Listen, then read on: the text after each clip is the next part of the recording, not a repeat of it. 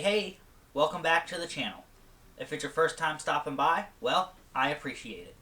So I was in my local gun shop the other day, just looking around, and I spotted a nice World War II surplus rifle that wasn't very expensive, so I decided to pick it up, add it to the collection, and make a video on it.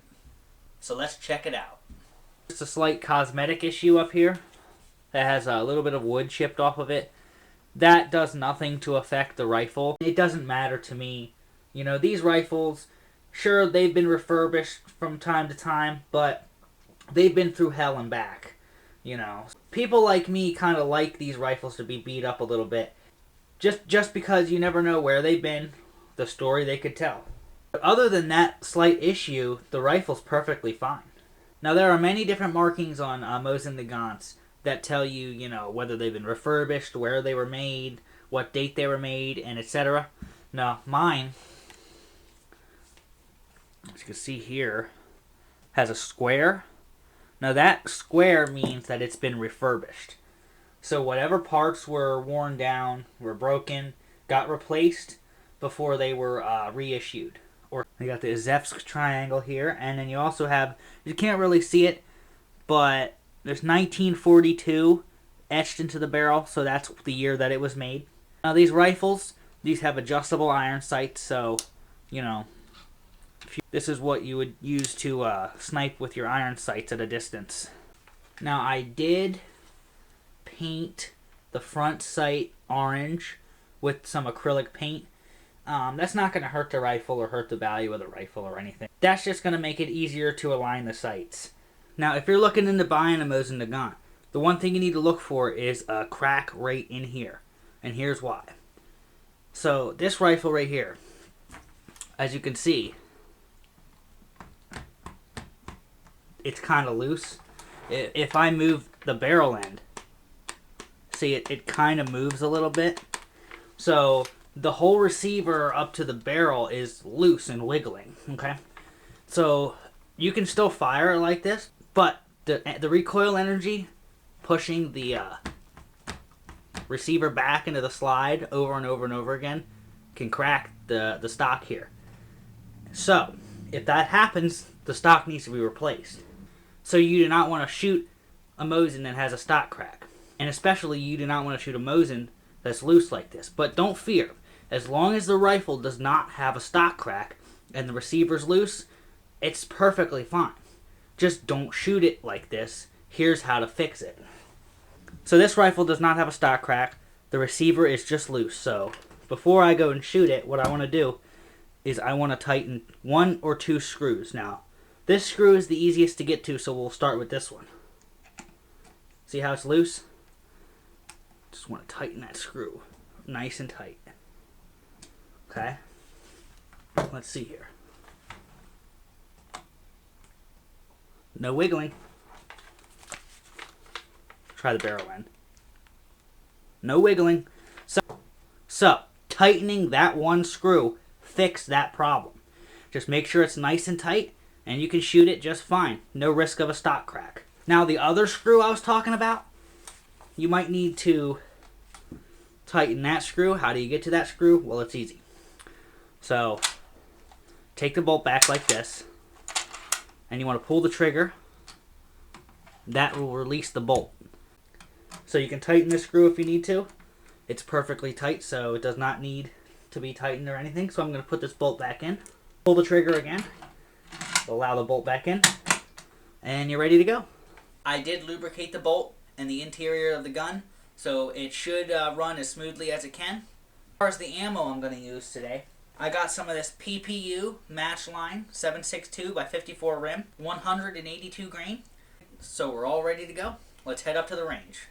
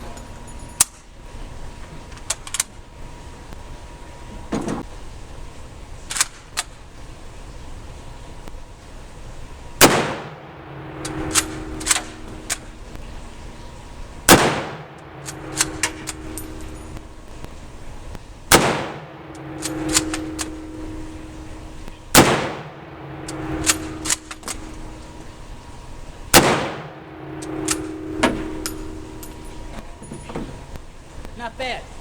Load this last magazine single.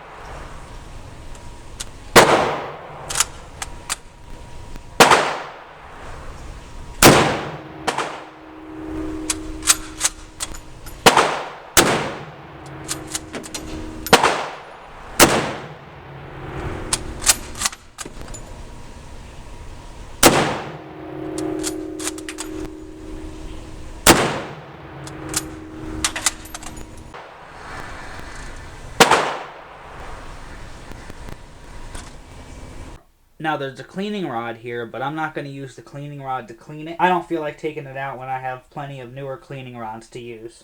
Of course, you got the import marking here. Alright, so I just wanted to go over the process of how to use the stripper clips properly on these rifles. I took the bolt out of this gun just to be safe, so you got your stripper clip. Okay, so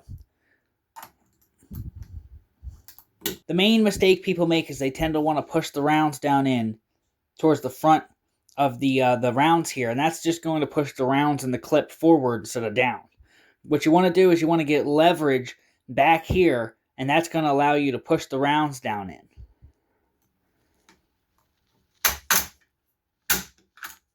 Just like that.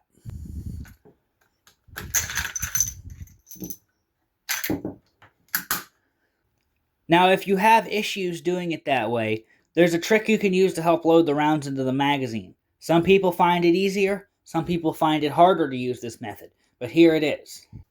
So you load your clip in, like that. Take the top round and angle it like this.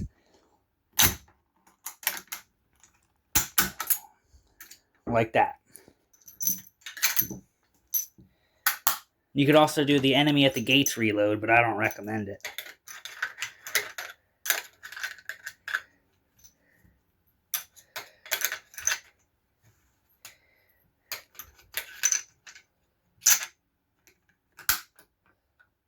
You can use the tip-up method if you want to. That's certainly a good way to do it. For me, I just find it easier just to make sure that you have straight leverage on the rear of the clip and just to push them all the way down. Now the gun did come with a sling here, stripper clip pouches, bayonet. It came with some tools for the internals, cleaning supplies, and this dual oiler flask. Now, this flask is interesting. We're going to get into this in a little bit. Now, as far as all this stuff goes, the stripper clip pouch, this stuff, the sling, the bayonet, none of this stuff is special. You can get all this stuff off of Amazon for $15. They made so many bayonets, they made so many oiler flasks, they made so many stripper clip pouches that by the time the AK-47 was introduced, they were all sold pretty much on the international market. So no, none of this stuff is special, but it's neat to have all this stuff with the gun. So I do want to show you how the bayonet works. So what you want to do is you want to take your bayonet, okay? And you want to put it on just like this. Now this little thing here, that's a button. So it's a spring-loaded button here. So all you do is push it in and rotate. That's going to lock your bayonet in. To take off the bayonet, just push that button in, rotate it back, and take it off. So what this is a flask that contains both the solvent and the oil to clean the Mosin-Nagant here. Every soldier would have been issued with one of these flasks. Now it's important to note that there are also single flasks that won't have these letters here, that'll have some Imperial markings on it. Now those were issued to the Imperial Russian troops World War I and before. They used a powder solvent that would be mixed with water, and then that would be used to clean the guns. The double flasks is a Soviet Union era method for cleaning and oiling the weapon. The Russians didn't have any main issue solvent or lubrication that they would issue for their troops. During World War II, they would use, sunflower oil, motor oil, gasoline, diesel, whatever they could find. It should be noted that due to the extreme cold, the Russians also knew that mixing gasoline or diesel in their gun oil would also prevent the oil from freezing in their guns, a problem that the German soldiers would have. Now we're going to take a close-up look here. Now this, what looks like a W here, that stands for alkaline, and the H here stands for regular oil. So there's a little wall in this flask that separates. This side would hold your solvent, your alkaline. That would remove all the corrosive carbon and debris out of your rifle so you could clean it. And the oil is what you would use to clean out all that solvent and corrosiveness. And yes, that smells like diesel. Well, all in all, I'm very happy with this rifle. It's shot perfectly fine. It's shot straight. It's nice and accurate. The bolt's a little stiff, but hey, it's a Mosin-Nagant. What do you expect? So who knows what stories this rifle could tell? It could have taken down many Nazis, or it could have just sat in storage and then sold on the aftermarket. Who knows? One thing's for sure, I'm definitely glad I bought it. $360 for the rifle, all the accessories, that's a pretty good deal.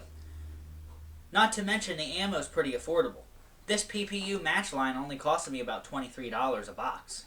So with so many of these Mosin-Nagants made, so many accessories, and ammo readily available and pretty cheap, these rifles are a pretty good option for anyone wanting to get into the military surplus market, or just to have a good bolt-action rifle, maybe to hunt with, or just to have as a collector's item.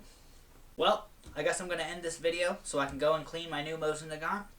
I hope you enjoyed this presentation. If you did, please like, comment, and subscribe, and I'll see you next time.